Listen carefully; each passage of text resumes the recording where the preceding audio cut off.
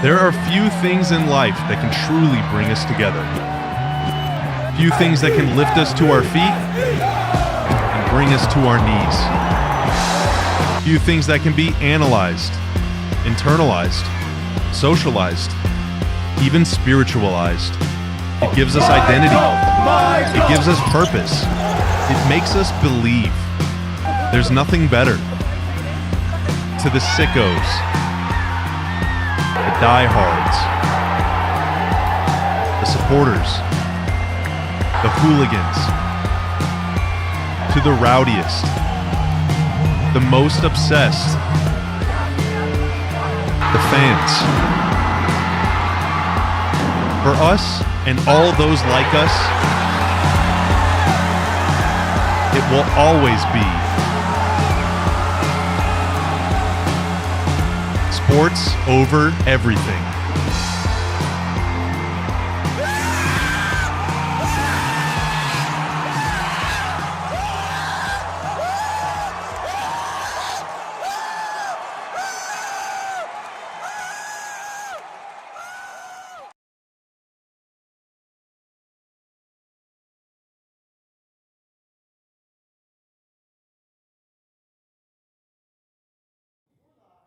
Hey everybody, how you doing?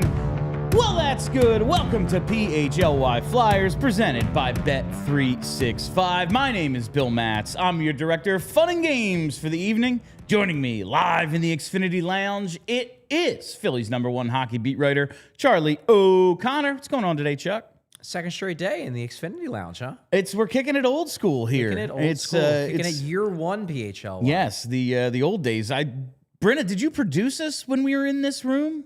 I don't know if I don't remember. I can't. Anyway, if you saw that opening package or seen anything we have put out on social today, we are launching our new motto, our new initiative, our new rallying cry here at PHLY. It is sports over everything. And this isn't just a motto that we're going to put out as, our marketing campaign or whatever. We are really trying to focus on what brings us together, our teams, our sports, our city. I often say, the Flyers are my #1 team, but the Eagles are some other different thing. Like, that's our civic religion. All these things really bring us together. And so we're kind of really leaning into that here at PHLY. We've been launching a few new things. We're introducing ALLCITY, Our City. It's an umbrella initiative for our charity involvement. You've seen us work with Big Brothers, Big Sisters in the past. Obviously, we've done a lot with Snyder Youth Hockey and things of that nature. We're going to be focusing a lot more on that, and we're just really trying to help build this community because I think, man, nothing brings people together like sports, no matter what. We have our teams. And we saw it last night. Yeah, and I think it's kind of apropos today, as I adjust and remember where my cameras are. I think it's kind of apropos today because we saw that last night. This city has been down on the Philadelphia Flyers for a long time, Charlie. And last night, we all kind of came together. And this is what I've wanted from the Flyers for so long.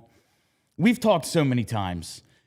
Whether it was delusion or we were right about how good the Flyers may have actually been, it seemed like whenever they stepped onto a bigger stage, we always go back to that 2019 game. It was a Tuesday, October 29th, 2019 against the Penguins. We're like, they're looking good, man. They revamped in the offseason. They're playing well. Everyone's paying attention. They lose 7-1 to the Penguins. And it's like, oh, yeah, same old Flyers. What were you saying about them? And it's like, they were actually good that year, but that was their big one, and it fell apart. And last night, they did the opposite. Last night, they brought us in, and they delivered a huge game. And it really has a lot to do, I think, with Trevor Zegras. This team has taken on his personality and everything, Chuck. And I think that's really brought people together. Last year was so much about booing Cutter. And there was plenty of, the FU Cutter stuff, but the big story that came out of last night, Zegras' 2 goals, his post-game interview, his celly, all that stuff I feel like is bringing Flyers fans together. And I did a Philadelphia rant earlier that I'll air on Gargano Friday, I believe.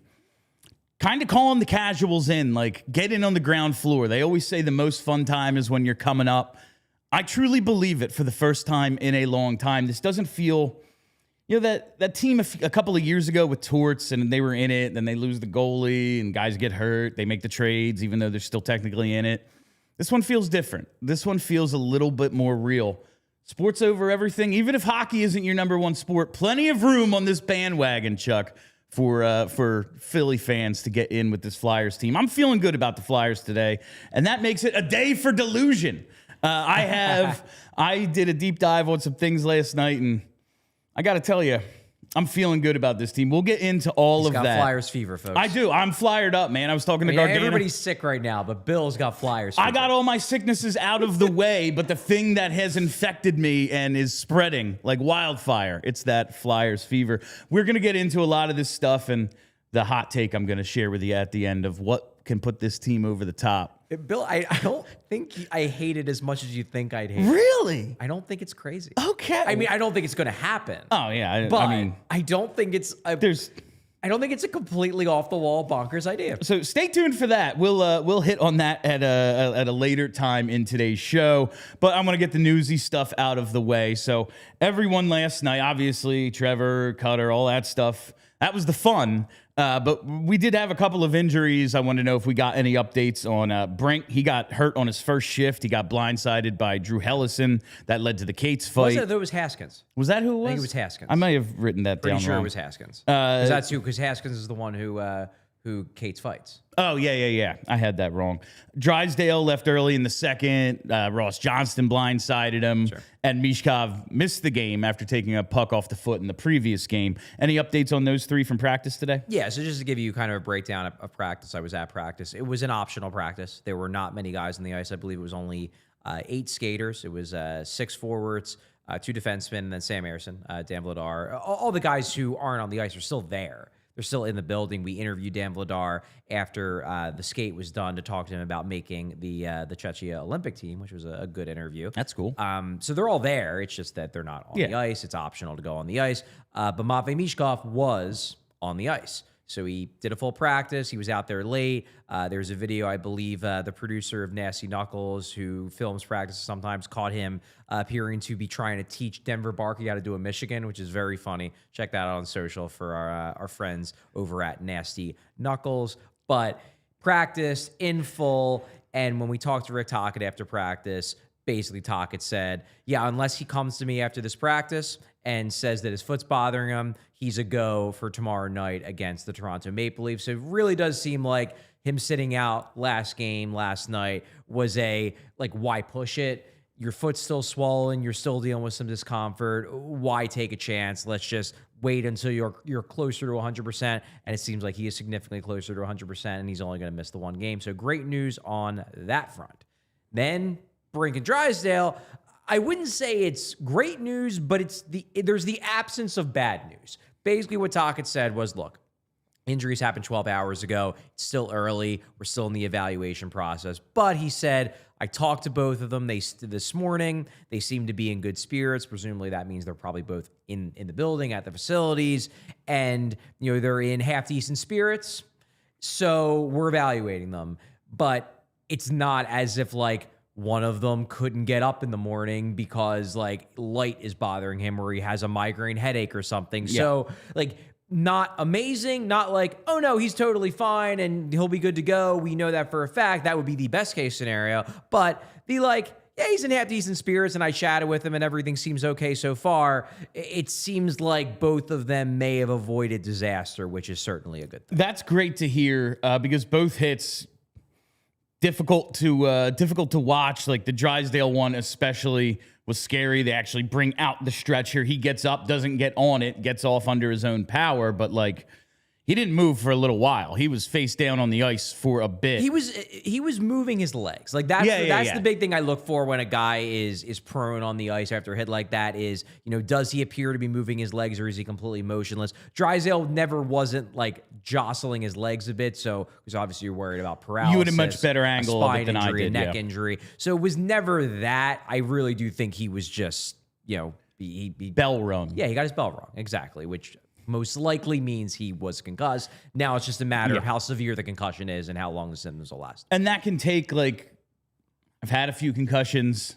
They set in a little later sometimes. Absolutely. It is a very complicated thing, so the more caution, the better. But it is good to hear, 12 hours later, if they were able to sleep, they got out of bed, they were able to get themselves to the facility. All very good signs. I would be totally fine, and I know, there might be some people that disagree, but I'd be totally fine when it comes to head injuries, erring on the side of caution and being like, especially in the regular season, maybe in the playoffs, that's when you have a conversation with a player and like, do you want to take the risk? But I'd be totally fine, when injuries like that, if it's just like, yeah, you're sitting for a week. Mandatory 7 days. Just in case a headache pops up on day 5. So you're sitting for a week. And if everything's good after a week, then sure, we'll throw you back in there. But I just don't want to take the chance, especially in the regular season. In the playoffs, different story. Then the player needs to make a decision on how far does he want to push it? I don't want to keep you out. Obviously, the games matter more. But in the regular season, why not err on the side of caution when it comes to the brain? The way they changed IR, IL, whatever they call it in baseball a couple of years ago to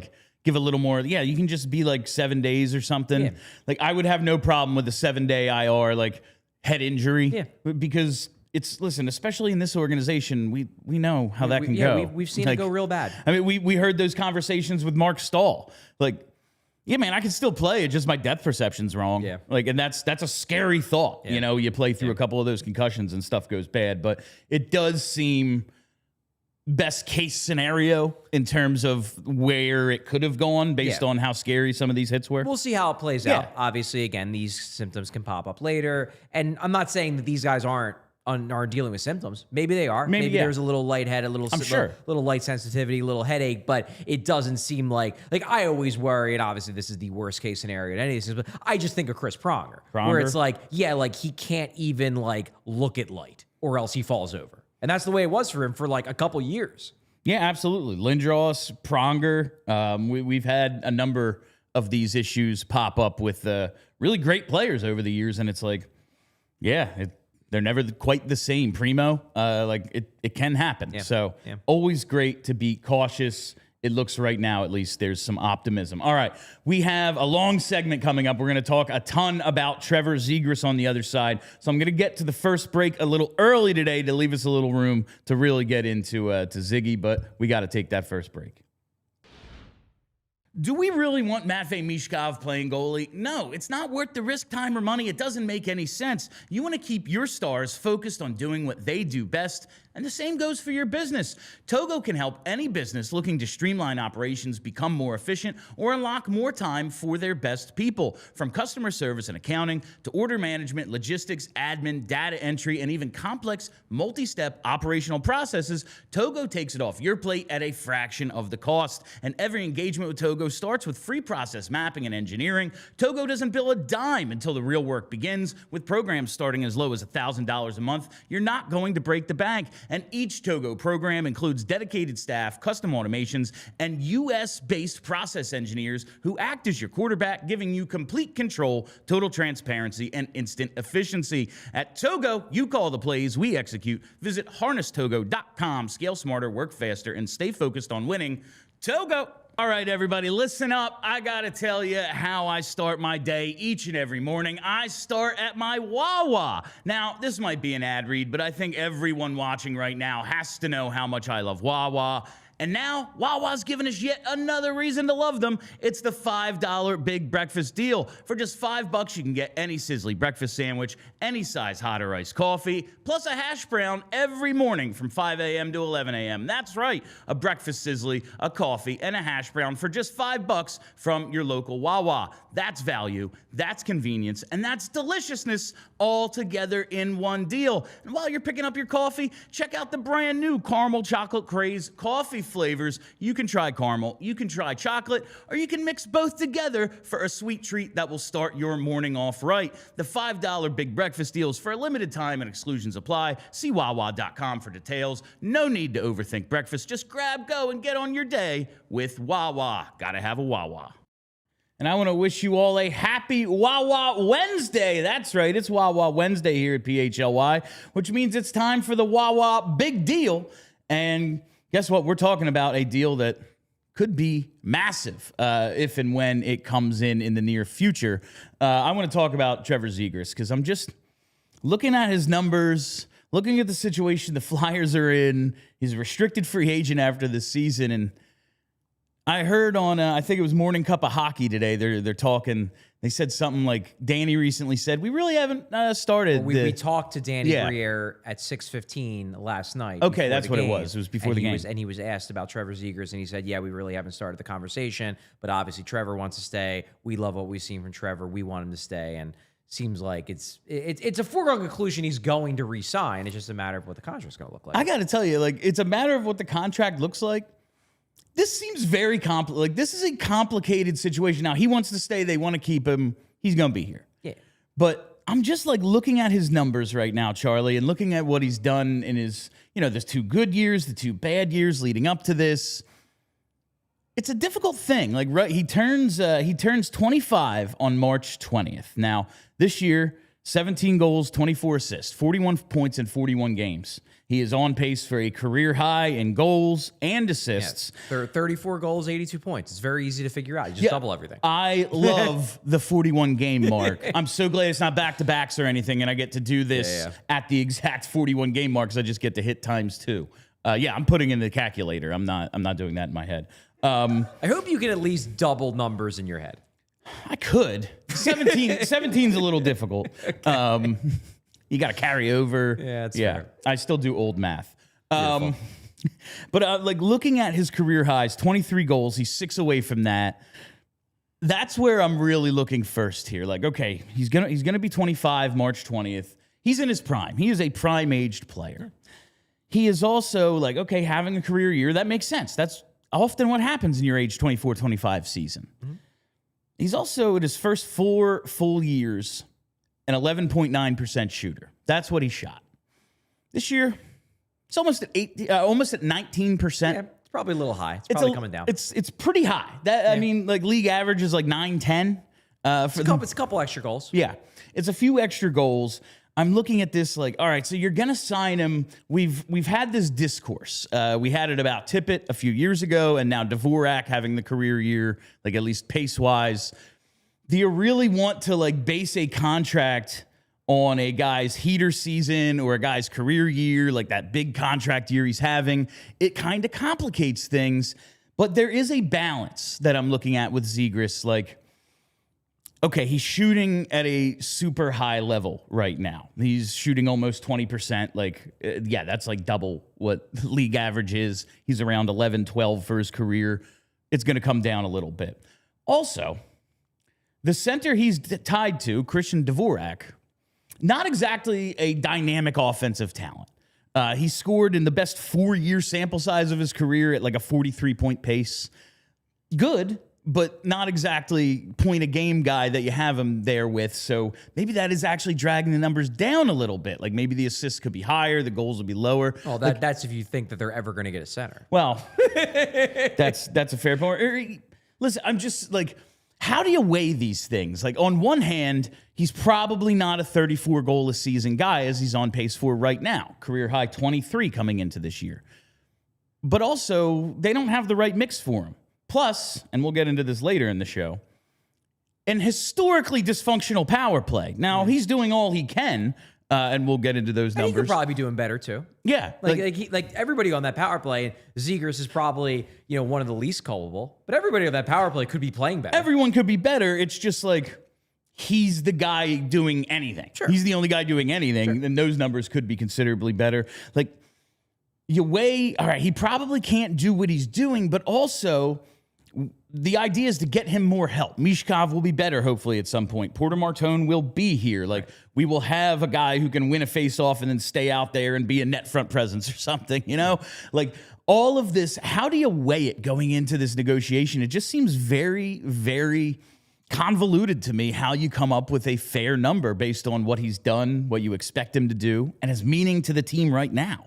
Yeah, well, I mean, it's convoluted, but all negotiations are convoluted to a degree.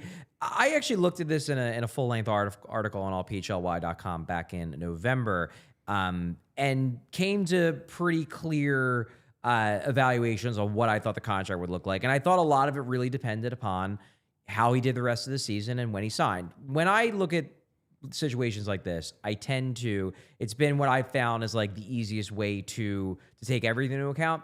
I look at last 3 years. I look at, the current season, the season before that, and the season before that, and basically look at that as an average, because I don't want to, penalize a guy for having a bad year, when he was 19, but previous 3 years, that's a pretty good handle on who they are. And what that does with Zegras is it allows us to include the 2 seasons where he wasn't that good, and then this season when he's playing very well. What I was able to figure out, and when I did this analysis, he was on pace for 87 points. So he's a little bit down from that pace, but still pretty close. He's on pace for 82, probably on pace for a few more goals than he was when I did the initial analysis.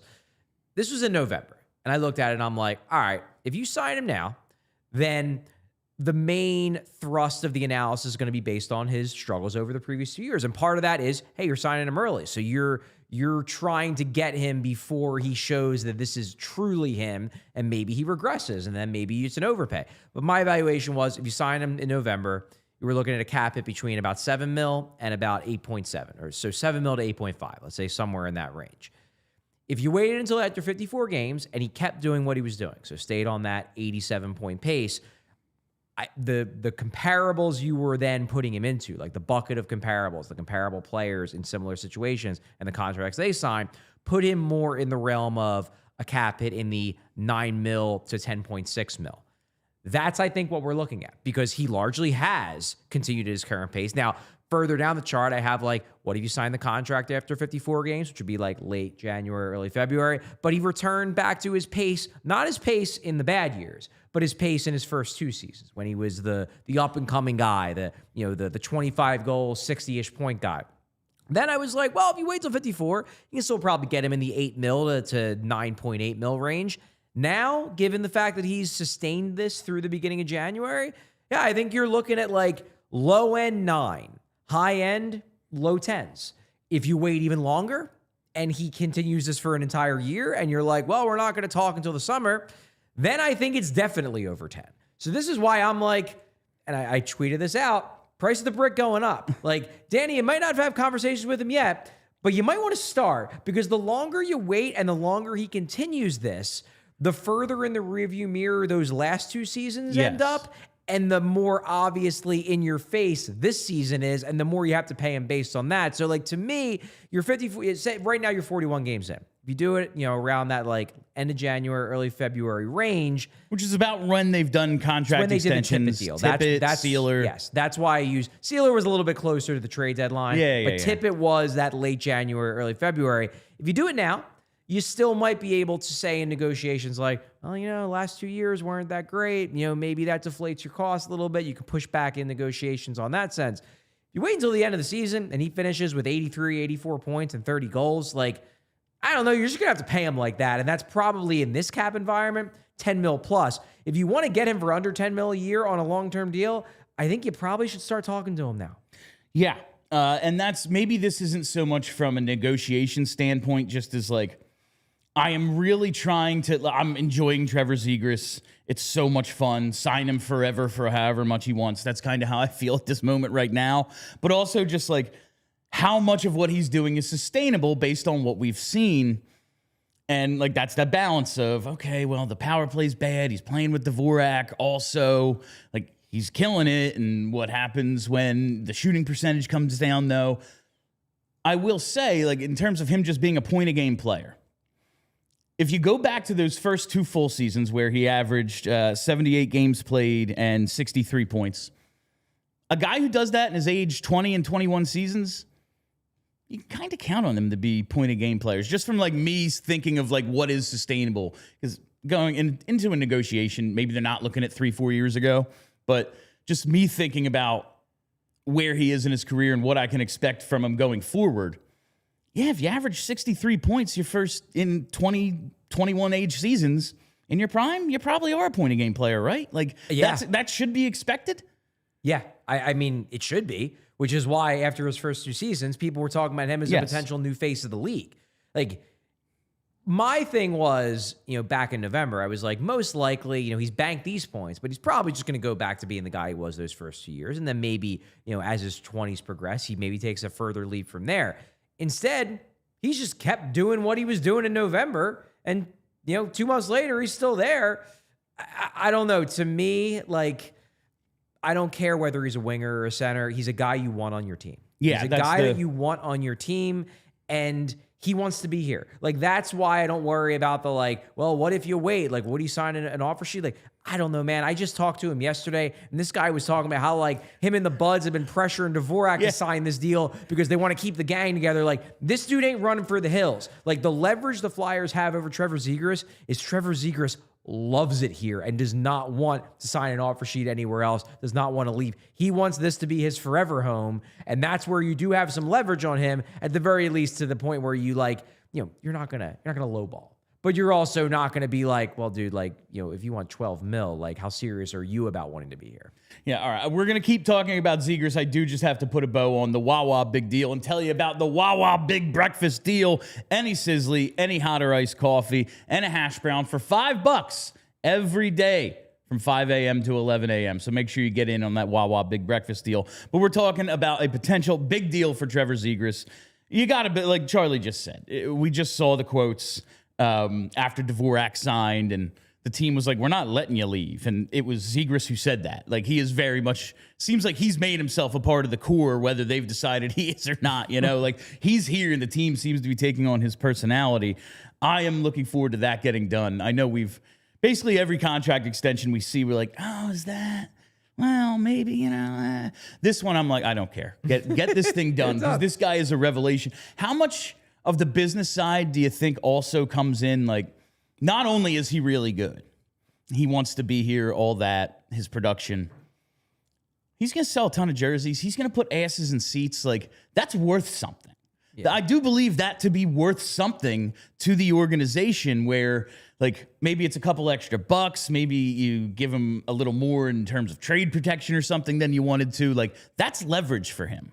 Yeah. Yeah, it is. It is. It absolutely is. And, you know, it's just funny with Zegras. You see the shots of him in front of the crowd last night, his post-game interview. Like, this is a marketable star. Yeah, it's just funny with Zegras because, like, and this, you know, I'm obviously bringing this back to the Matvei Michkov of it all, but I think this is why it does frustrate me a little bit, where you have just, like, the discourse from people who are like, the only thing that matters is Matvei Michkov. And I'll go back to the conversation we had last month. Like I don't know how you can watch that game and not think, like, Trevor Zegras deserves to be the main character of the season. He does. And the idea that, like, well, Michkov is the only guy on the team that has superstar potential, I don't know, man.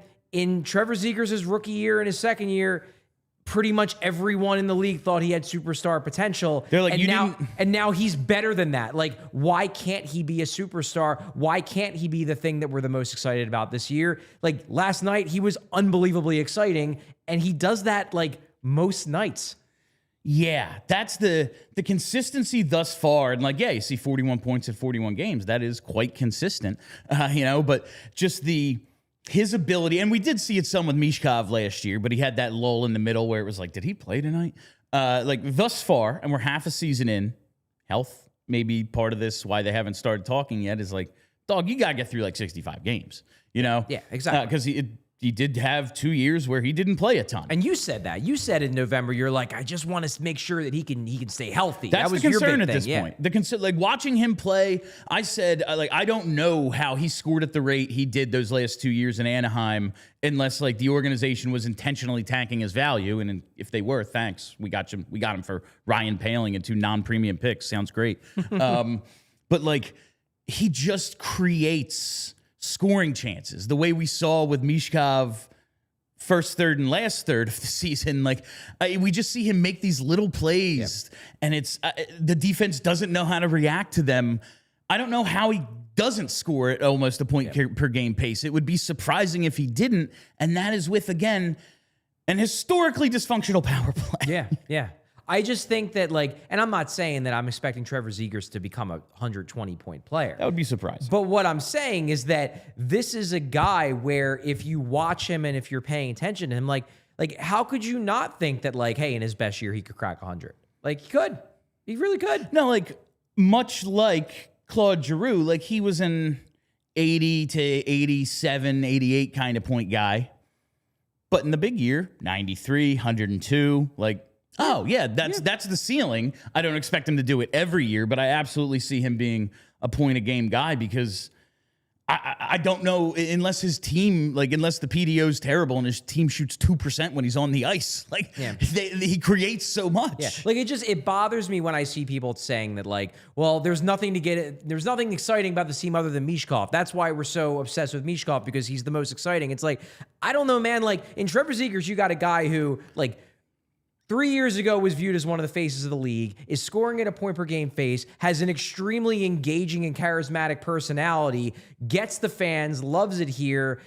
I think Michkov can get there too, but maybe this is fine that Zegras is being Michkov this year. And you know what? I was just... Or what we want Michkov to be, that he's this guy already. We had the conversation in pregame yesterday, and then you brought it up in post. I was wondering, okay, here is a test for Zegras.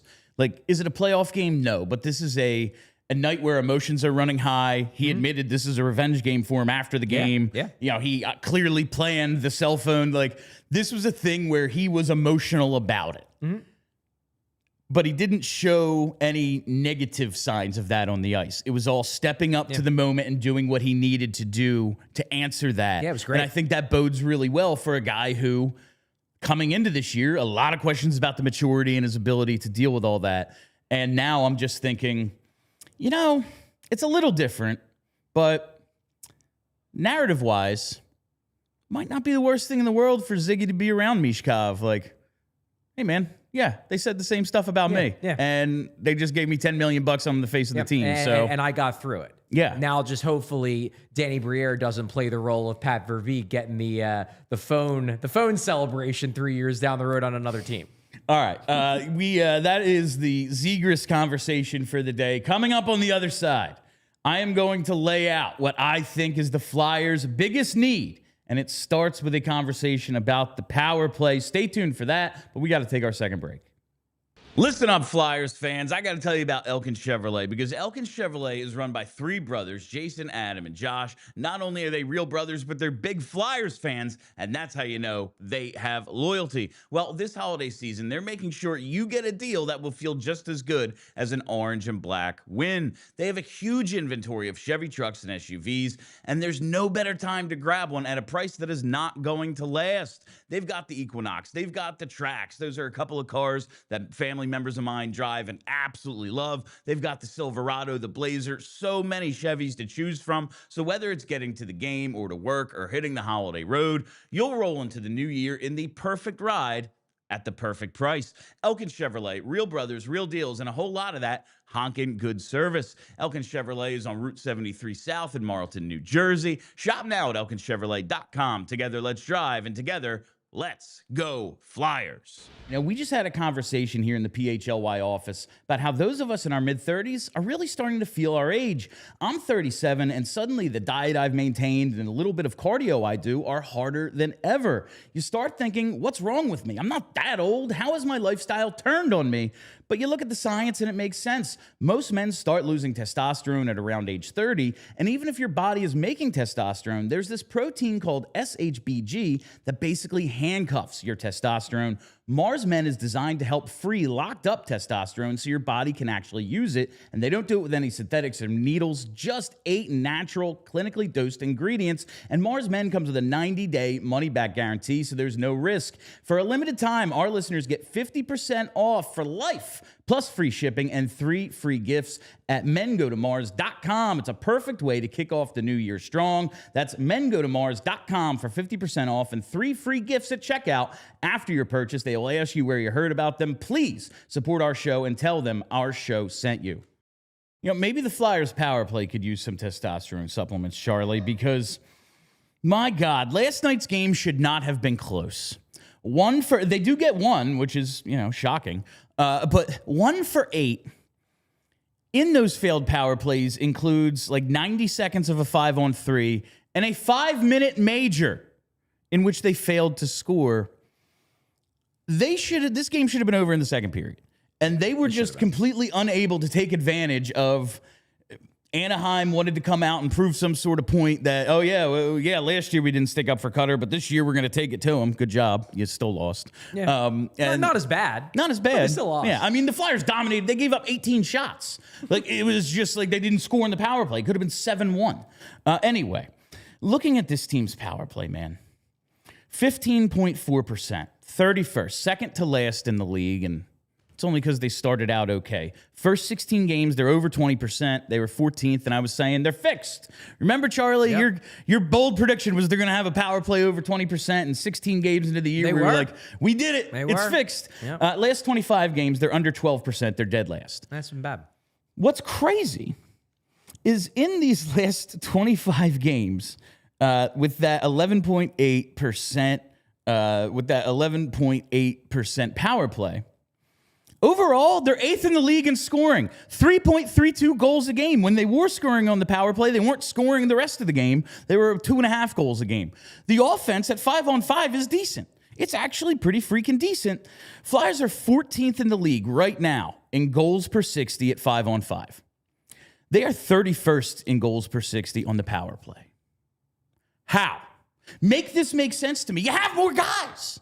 How can they not score? It's not like it's all rush goals. Like the last couple of years, it's like, well, yeah, you don't get 2-on-1s on the power play. Makes sense. All right, I can maybe make that make sense.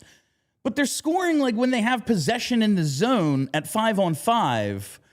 But when it's 5-on-4 or even 5-on-3, they're unable. Well, I know you don't know the answer. Well, the good news is they're scoring at 5-on-5. Yeah, that's which good. was a major problem to start the year. Yeah. They weren't even getting shots on goal at 5-on-5. No, they were getting like 18 shots a game. Yeah, so they're clearly making progress offensively. For whatever reason, the power play. I don't think... The one thing I'll push back on, though, is that I don't think it's like this is an actual regression from where they were at the start of the year. No, we talked about this. I just think what it was is that at the start of the year, teams weren't as locked into their PK systems. We've seen that in previous years with previous coaches. Oh, yeah, okay, it's going pretty good to start. Maybe they have this figured out, and then, yeah, man, Thanksgiving comes, and suddenly everyone knows what their assignments are on the PK, and the Flyers are then last on power play. Teams start getting their details down. You know, guys play themselves into shape. Guys get themselves into a rhythm individually. And then, boom, suddenly what worked on the power play because you were taking advantage of penalty kill sloppiness no longer works. Now you actually have to have a plan. You actually have to have chemistry. You have to know where you're supposed to be. You have to have a good strategy. I don't know how many of those things the Flyers actually have. Charlie, I want to take a look at the Flyers' leading power play scorers this year because it's kind of sad. Okay. So we have Trevor Zegras there, 6 goals, 13 power play points. Number 2 on power play goals on the team is Tyson Forster, who last played on December 1st. That's incredible. No one has been able to pass him in power play goals. And if you take him out of it, because he hasn't played in over a month and he ain't coming back in all likelihood, no 2 other Flyers combined have as many power play goals as Zegras. And if you take Forster out, no 3 Flyers have as many power play goals as Trevor Zegras does. It's truly freaking incredible. And again, Zegras could be better on the power play too, but no 2 Flyers, it's only TK and York have greater than half as many points on the power play as Zegras. That's freaking insane. That is absolutely insane how bad this power play is. And I think I've figured it out, Charlie, because, I've blamed Owen Tippett. There's Matvei Michkov, who hasn't really delivered this year on the power play the way he has, the way he did at least last year, or the way we expected him to when he got here. We were like, oh, well, he'll at least be great on the power play. Well, he'll figure out the rest of the game, but 5-on-4, he's going to kill it. You look at the best power play scoring seasons, because this isn't just a one-year thing. This isn't just a one-coach thing. Sure. Best power play scoring seasons since 2020-21. Tony DeAngelo leads the way at 19 points, and he was good on the power play. Yeah, wasn't good anywhere else. He was good on the power play. You had TK and Michkov last year. They both had 17 points. Kevin Hayes a few years ago. That was with Tony D. Yeah. TK had an okay year, and now Zegras halfway through a season, like on pace to demolish all of these guys. Yeah. I think I've narrowed it down here. Okay. They don't have a power play quarterback. They, for the longest time, and like I think that year with Tony D, it wasn't great. And by power play quarterback, I want to make sure you clarify. You're talking about because a guy at the top. Some people, not the Giroux. Some people use power play quarterback to mean Claude Giroux. You're talking about point man up top. Point man at the top. Okay. The guy at the top who has the whole thing in front of him. When I think quarterback, I think the guy who has the whole thing in front of him, and that's he's the point seeing man. The whole field. Yeah. He's got the cone. He's got the cone. Remember that? The Madden cone. I turned that off after 20 minutes. I was like, I'm not doing this. Just threw 9 interceptions. Anyway, looking at this. Over the last 425 games, going back to 2020-21, they're at 14.6%, 33rd, of course. They haven't been a 20% power play since that good year of 1920. That's wild. This is half a decade. Yeah. This is 2 years of Vigneault with Yo as an interim, 3 years of Torts with Shaw as an interim in there, and then Tocchet half a season. 3 coaches, 6.5 seasons. They've finished 18th, 32nd, 32nd, 32nd, 30th, and right now halfway through their 31st. Haven't been in the top 10 since 14-15. It's been 10.5 seasons, Chuck. That's absolutely asinine. And this leads me to my defenseman thing. Okay. Flyers' best scoring power play defenseman since 2009-10. It's all the good guys that we thought of from previous eras, and then like one that crazy fluke Provorov season in there. There's a Yandel year in there. Oh, yeah, Provorov when he was scoring like, all of his seeing eye shots from the point we're going somehow they're like bouncing off the boards and then hitting the goalie in he the had like back. 17 goals that year. You look at these names: Ghost, Streit, Pronger, Timonen, Tony D the 1 year, Provorov the 1 year, Carl. Like a year where Niskanen and Yandel were okay. Like nothing special here outside of like the good ones we remember. I don't remember a single one of Keith Yandel's power play points. These, no, I didn't. I honestly, the only thing I them. remember about Yandel is dying for him to get scratched. But this is now, in my mind, for having to take the bullet for that one. this is their biggest need.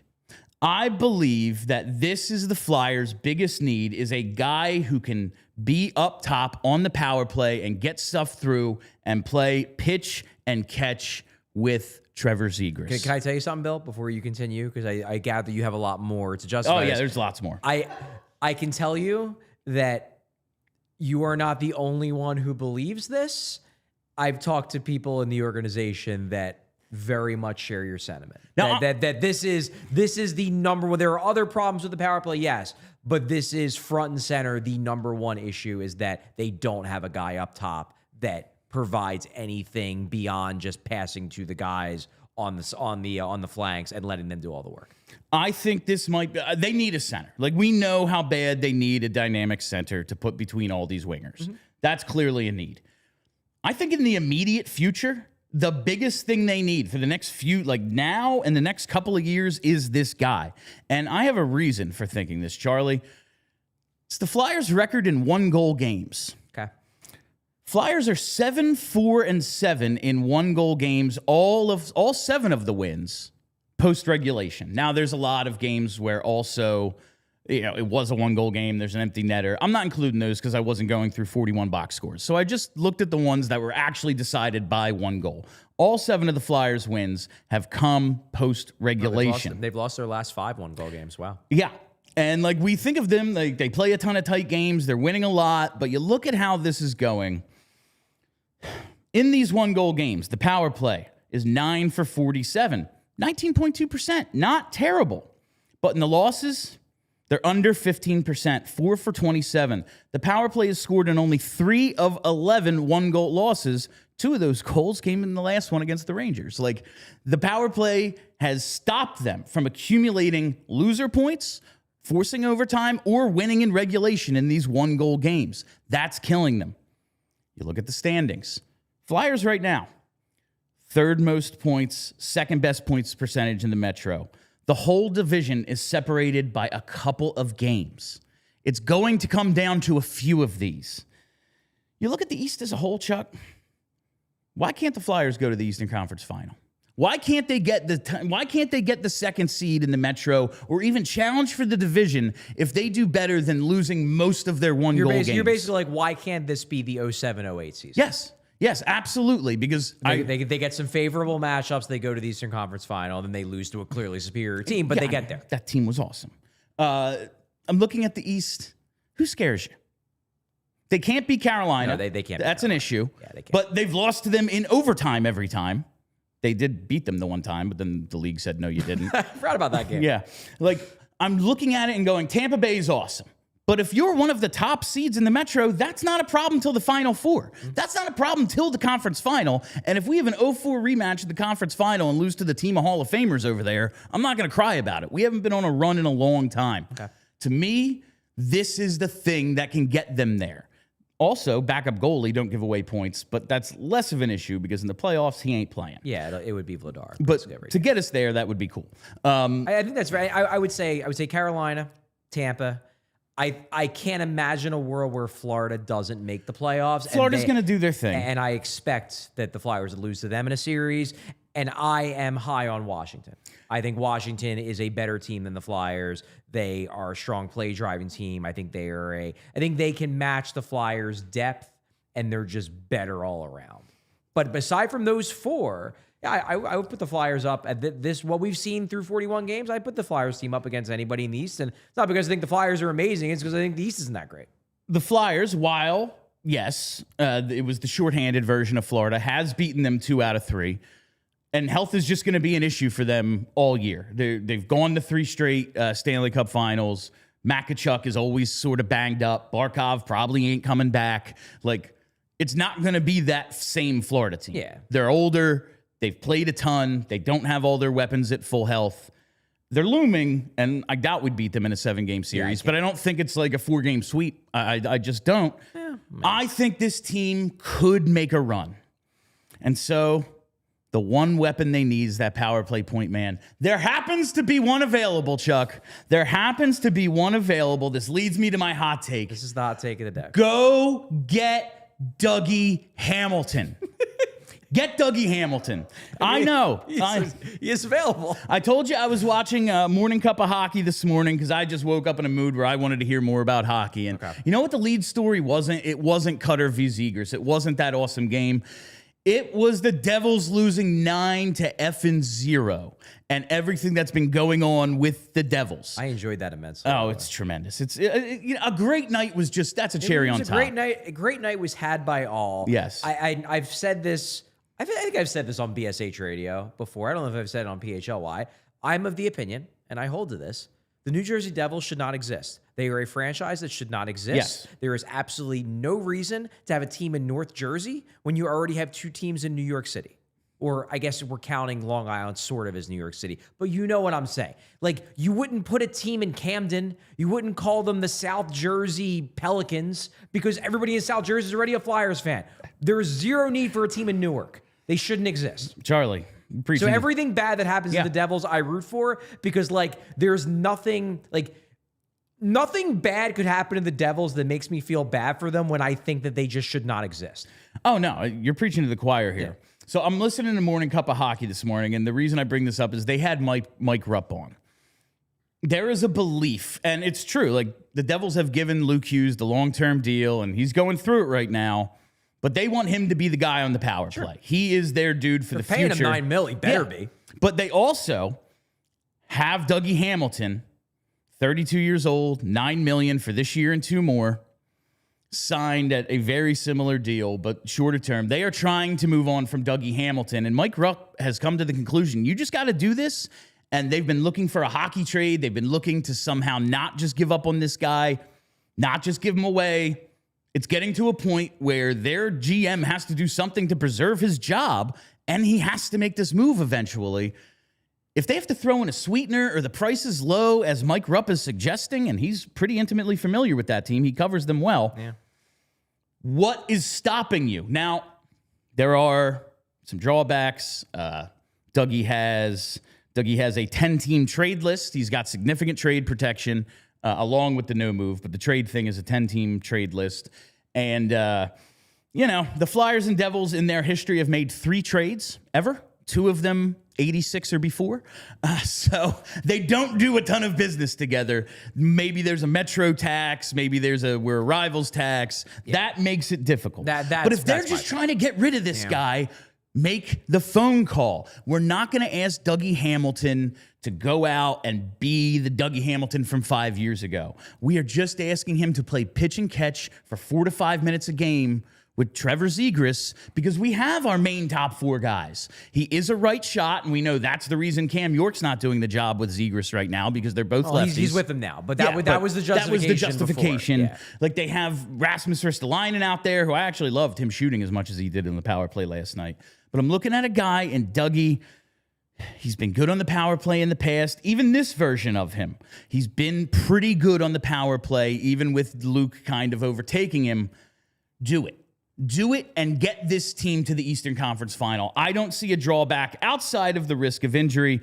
He's missed 4 games this year, 18 last season, 62 in 23-24. That's a lot of games. That's a lot of missed time. It is. But we're also not asking him to do too much. 17, maybe 19 minutes a night, a lot of it on the power play. Yeah, I mean, my first reaction when I saw this was like, there's no way this is ever going to happen. I can't imagine a world where the Devils would trade him to the Flyers. But Bill, I don't hate it. Because you're right, he's still a good power play defenseman. Honestly, his underlying metrics are decent. They're not as good as they were when he was like at his peak, but he's not as bad as I think like the haters think he is. He's still a useful enough defenseman. Yeah. And I guess we can talk about this a little bit more after the break. Yeah. But I think there's something to this, and we'll talk about it after the break because it seems like you really want to get to a break. Yeah, we got to. I'm like coming up on it. All right, on the other side, we're going to finish this, but we got to take our last break. We all know the feeling. You walk into a jewelry store trying to pick out something special for your significant other, and suddenly you're in over your head. You're thinking, what's the difference between these diamonds? What if they don't like it? The only thing I know is I don't know anything. It's a stressful feeling. And that's why working with Joe and Michelle at Bucci's Jewelry and Design has been such a game changer. These guys make the whole process seamless from the minute you walk in. They treat you like family because they actually listen and they help you figure out what you'll love. And then their team designs something completely custom right there in-house. There's no pressure or pushy sales vibe, just good people who love what they do, and the end result, something you're proud to give and they'll never forget. So next time you need that perfect gift, go see Joe and Michelle at Bucci's Jewelry and Design. 30 plus years in the game, voted Philly's #1 jeweler year after year, and over 1,000 5-star reviews speak for themselves. Check them out today at BucciJewelers.com and tell them the guys at PHLY sent you. Whether your favorite team wins or not, there's always another way to win on the BetParx online casino app. You got to check out brand new games like Huff and More Puff and Fireblaze Sky Queen, a BetParx exclusive. Play your casino favorites, blackjack, roulette, craps, poker, baccarat, and hot online slots like Cash Eruption and 88 Fortune. Play all your favorite classic casino games from wherever you are, and new users get up to $1,000 casino bonus back if you're down in the first 24 hours. You can even play slots based on your favorite streaming shows like Walking Dead, Breaking Bad, Peaky Blinders, all your favorite classic casino games from wherever you are. It's the only app I ever use to play all my favorite casino games right in the palm of my hand. Go to BetParx.com and download the app right now to enjoy all the action and excitement from the casino at your fingertips. You must be 21 and in Pennsylvania, New Jersey, Maryland, or Michigan for BetParx. You love to play. You play to win. You bet. BetParx. Gambling problem? Call 1-800-GAMBLER. And as always, let's go Flyers. All right, so I'm not like super excited to pay Dougie Hamilton $9 million for this year and 2 more. But it is a short-ish term. Yeah. I mean, they're not locking themselves in forever. Yeah. And I'm not like trying to go out and spend a ton of premium assets. If this is a first round pick and Oliver Bonk, maybe I'm not interested. Yeah, you know? that would be insane. This is based on what I heard this morning from Mike Rupp being like, maybe the cost isn't as high as you would think. Maybe they're not getting what they're asking for. So I just wanted to take a little look because this is about the power play to me, and you figure out how you use him at 5-on-5. Yeah. I wanted to take a look at what he's done on the power play lately. So over the last 3 seasons, and I chose the sample size because it's since he turned 30. Among D-men who get at least semi-regular power play time, Hamilton is 16th in the NHL with over 5.5 power play points per 60 over the last 3 years. I used a qualifier of at least 20 power play points to like filter out the dudes who like played 1 game, got a secondary power play assist. So then I just decided, well, how many Flyers fit that? Like, where are the Flyers in this? They have nobody who qualifies for power play, like points per 60 at a certain rate and not even close, and at least 20 power play points. They have nobody, no defenseman over the last 3 seasons has accumulated that. Yegor Zamula leads the way with 9 power play points, 3.95 power play points per 60. Wonderful. That's what we're looking at. The guy who just got his contract terminated leads the way. That's sad. He can do this role. Like, he would be an immediate upgrade. And an immediate upgrade in this role puts the Flyers in contention for the 2 seed in the Metro, maybe even challenge for the division, at which point there's nothing stopping them from getting to the Eastern Conference Final except like the goalie going to hell. Yeah, I mean, I think the big fear, number 1, injuries. Number 2, you look at his scoring numbers this year and they're bad. He has 9 points in 39 games. Looking at his power play numbers this year, he has 2 power play goals, 2 power play assists, 4 power play points in 39 games. That's not great, and it is possible that he is just falling off the offensive production cliff, and now you've got him for the rest of this year and 2 more years after this one. So, yeah, like that's concerning.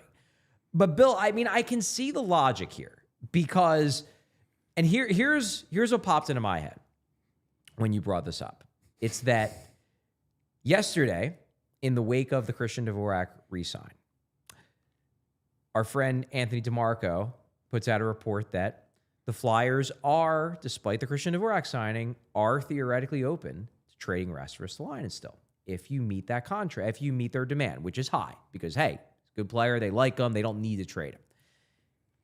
And I thought to myself, I'm like, okay, fair. And I guess I can sort of see the logic because they look at it and they're like, well, it's not like Dvorak. We don't have anybody ready to step in for Dvorak. Maybe we think we have guys like Murchison who can play that role. He's not a lefty, or he's not a righty, but hey, he can play that physical role. Oliver Bonk isn't super far away, even though he got off to a late start for his first professional season. But you think, okay, it's not like Dvorak where we don't see a path to somebody filling in for him. They see paths for guys filling in for Ristolainen, so maybe that's why they're more open to the idea than they were with Dvorak.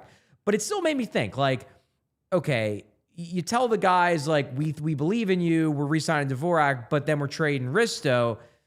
How does that fit with their idea? How does that fit with their idea of, like, the playoffs matter? Well, what if you trade Risto? You get a first round pick for him because it's a buyer, it's a seller's market, and there's nobody out there, and a team gives up a Ben Sherratt package for Ristolainen. Trade Risto, but then immediately that same day, you throw a 4th round pick to the Devils and you take on Dougie Hamilton. Suddenly, Dougie Hamilton is a 3rd pair defenseman playing your power play.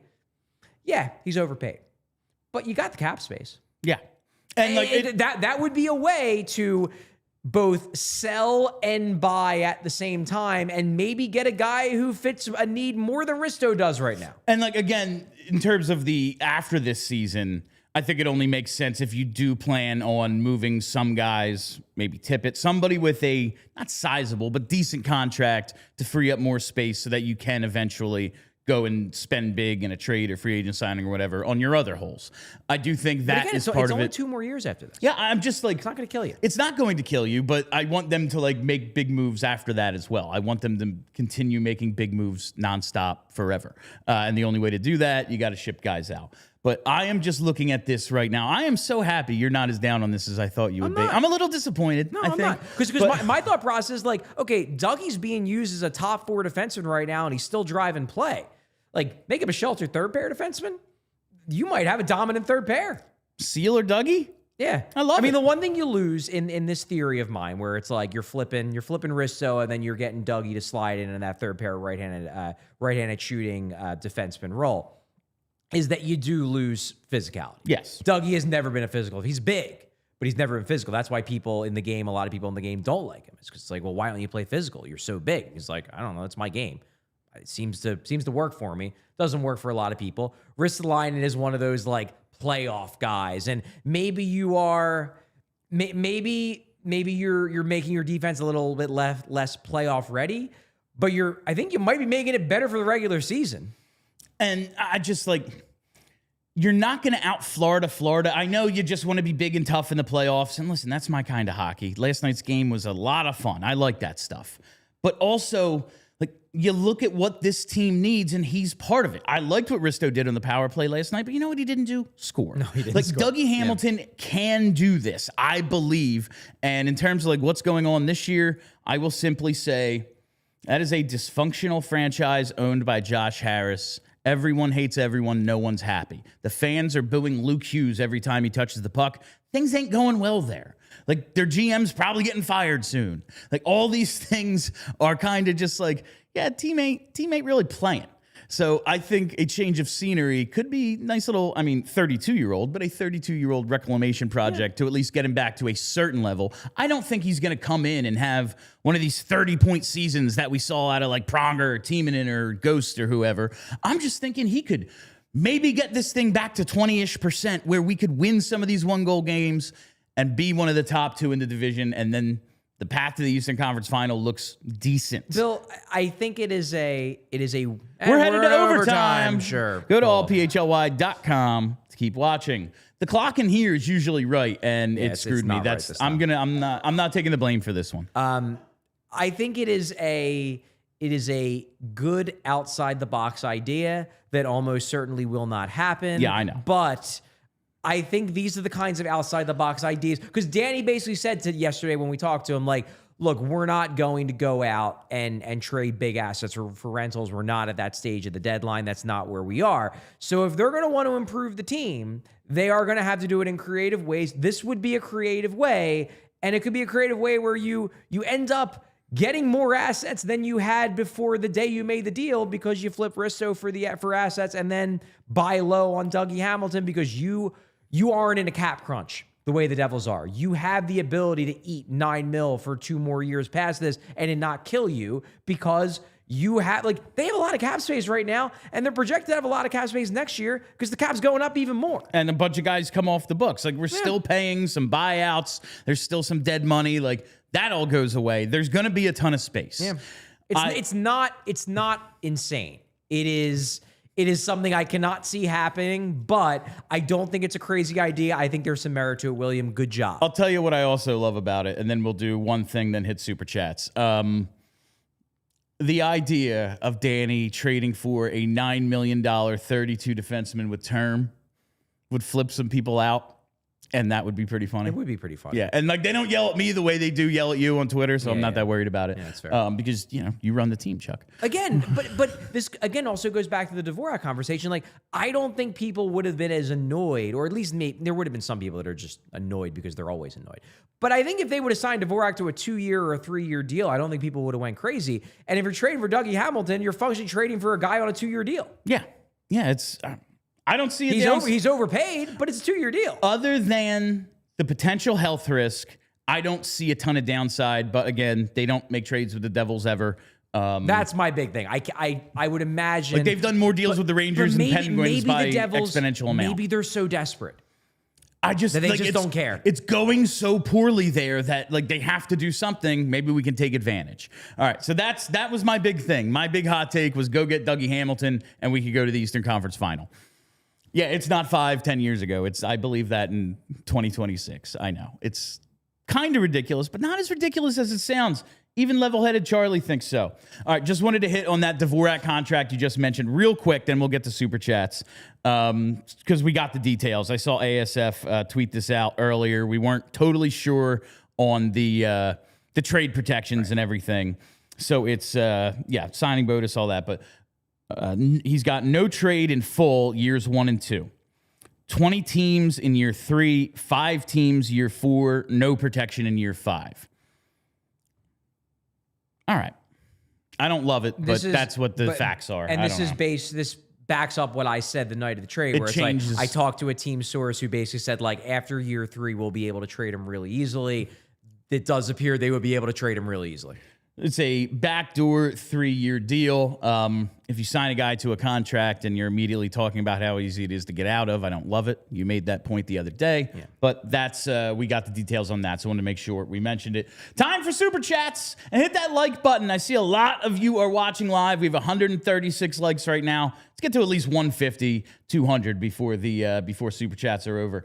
All right, our pal JH leads it off. Says, thank you, Cutter. Thank you, Cutter. Thank you, Cutter. Thanks for hosting a great event. Oh, of course. Yeah, we had a great time. It was awesome to see everyone. Sweet takeover. It was an amazing success last night. Gave away a signed Cam York jersey. Everyone got, I'm actually not wearing it today for the first time in a while. Everyone got one of those awesome PHLY Flyers hats I've been wearing. Food and drinks for all. We had a great time. Got some pictures. Gave some high fives. Talked some hockey. Yeah, it was good to see the Flyers. JH. Yeah, and the Flyers. JH is at all our events. Yeah, and the Flyers. Yeah, they beat Cutter. It's pretty awesome. 0-3 Cutter is against the Philadelphia Flyers. All right, Purple Crayon. Haven't heard from Perp in a little while. It says, "Hey there, fellas. Great to hear from you, Perp. Glad you are here today, as I assume many people are after what was an effing amazing night." Yeah. All right. I did notice that Purple Crayon, as per Purple Crayon's brand, is loving Jack Berglund. Because purple crayon. I don't know if I've ever met someone who is as excited about tall centers. Oh, who was the guy? Who was the dude in the draft? McQueen. McQueen. He loved yeah, McQueen. yeah. He loved McQueen. Yeah. There we go. Yeah. See, he was talking Jack Berglund. Well, we already have our McQueen in Jack Berglund, maybe. Right. All right. Let's see here. Next one's from David Shub. I'm in the small group that's happy with the Dvorak signing. Like you said about TK, you look for one anyway, so sign him. Dvorak's a solid player. Listen, they didn't do this rebuild or retool or whatever the hell way you want to describe it the way I thought they should. But in the situation they're in now, what they're trying to accomplish, and honestly, I'm talking playoffs today. I'm talking about Eastern Conference Final. I guess this is what you do. I don't know, but glad to hear from you, David. I think where if you're hoping for this contract to work out, like you can see based on the way they structured it, like kind of where their heads are at, where it's like, okay, well, after year 3, it's really easy to trade them. In their mind, I think, and obviously like Danny's not going to come out and say this, but based on the way the contract structures, the circumstantial evidence is like, we wanted him for 3 years. He wasn't going to sign if we only gave him 3. So let's sign him to 3. We'll bank on him staying good through 3 and then hope that our prospects are ready by the end of year 3, and then we'll trade him, and that's when the prospects jump in. So as I said on the day of the signing, it's like functionally in their mind like a backdoor 3-year deal. Yeah. Now, there are risks involved there. Maybe they can't trade him. Maybe he falls off a cliff before year 3 and he's untradeable, but you can see where they're coming from, where it's like, I think we all agree a 3-year deal would have been fine. This could functionally be a 3-year deal if they play it the way that the contract structure makes you think that they may want to ultimately play it. Yeah, we'll just have to wait and see on that, but he is definitely a solid player, David. All right, another one here from David S. Clear-cut number 1C in the pipeline, and nobody would care. Well, I mean, if there was a clear-cut number 1C in the pipeline, then people would just be less angry all around, I feel like. Yeah, it's a glaring hole. We saw some guys who performed well, including Jack Berglund at World Juniors. He had 10 points. He was tied for 5th in points, captained Sweden to a gold medal. But, I don't think anyone's like, oh, yeah, 1C. You've said all along, bottom 6 center. That's kind of... And that's still... Now I'm maybe more like, yeah, maybe it could be a good 3C. The name that DeMarco threw around, and if DeMarco's throwing this around, I'm sure he's heard it from people within the organization. The name that he threw around as a potential comp, best case scenario comp, is Michael Handzus. Handzus was a really good third-line center, and on those Chicago teams, he was a second-line center because they had great wingers. He was on a lot of really good teams. Yeah. The teams that had him tended to do well. I don't know. All right, let's see here. Another David Shub one. If Devo had this chemistry with Michkov, nobody would care.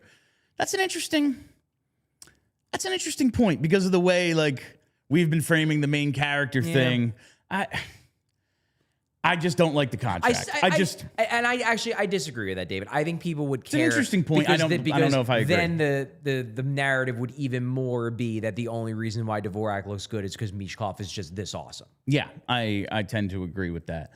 All right, we have from Colby723, Verbeek lacking for not jumping on Zamula in waivers. Perhaps Trouba could add the final touch to his game by showing him how to cheap shot badly. You know what?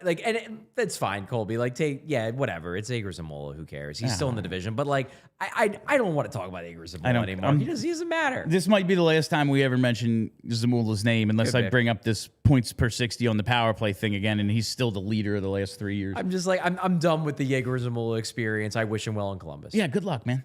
Let's see here. This one, another David. Flyers need a power play quarterback more than a 1C. I think you're right that at this very moment, at this moment, if we're talking about obviously a 1C would drive better results because every team wants a 1C. Yeah. But in terms of how do we win more games now? The not having a great power play defenseman might result in just as many, points added for the rest of the season, even if the much bigger long-term concern is that they don't have a 1C, both on the team and in the pipeline. Flip a couple of these 1-goal games with a power play goal or two.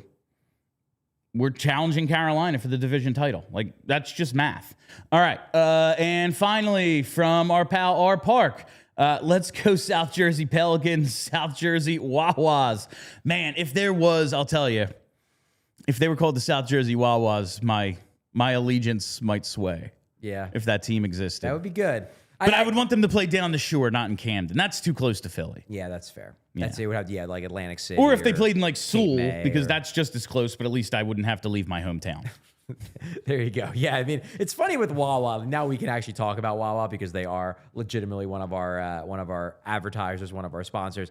I always found it funny how when they were announcing that like the Flyers were putting logos on the jerseys, everyone was like, "I hate it, but if it's Wawa, that'd be cool." Someone photoshopped a like not just logo, but like an altered Flyers jersey that would have Wawa branding like on it. Yeah. And I still have the picture, and I love it. As much as I don't like jersey sponsors, I would buy this. Yeah, people I are would like absolutely people buy are like this. the one exception. Yes. Wawa. I will say, and I mean, I'm a little bit biased here.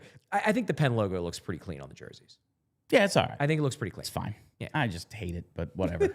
This is the world. If I'm gonna get mad about jersey advertisements, I'm just gonna be mad, so I'm gonna choose to ignore it. All right, and that is all the time we have. We got one more Oh, we under got the another wire. one here. Someone just came in, I think, or I just missed it. From Local Drunk 69. Love it. Beautiful name. Shout On out multiple Coots levels. for picking up his 13th power play point in the last 193 games. Maybe he's the issue with the power play. Danny needs to go all in this trade You deadline. see, the problem, and look, I get it. Like Sean Couturier, ideally at this stage of his career, probably isn't a power play guy. The problem Someone has is to win a face-off. The problem is the face-offs. Somebody's got to win the face-off, Yeah. especially for that first, like the initial shift. I will say now with Zegras, they're better at entries. Yeah. When he passes, I get mad.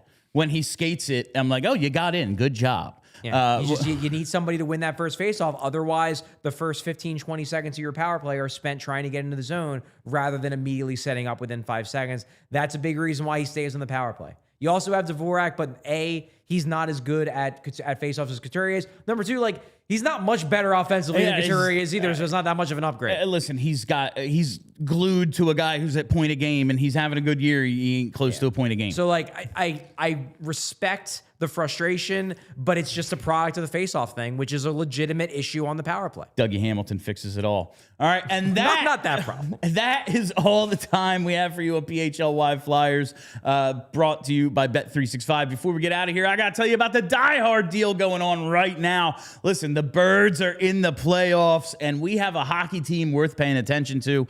And we employ right here Philly's #1 hockey beat writer, Charlie O'Connor, not to mention our all-star cast of writers who will be covering the Birds playoffs. Best way to get this coverage is sign up right now to be a diehard. All of the perks of being a diehard: access to the Discord, discount on merchant events, a free shirt including our playoff collection, and not to mention access to all of our premium content for only $36 for your first year. That is an incredible deal. Sign up right now. Go to allphly.com or scan that QR. I can't do it. I'm too far away. Scan that QR code on your screen. All right. That is all the time we have for you. I am Bill Matz. That is Charlie O'Connor. Thank you, as always, to Brenna. Till next time, be excellent to each other. We all silly like the mayor.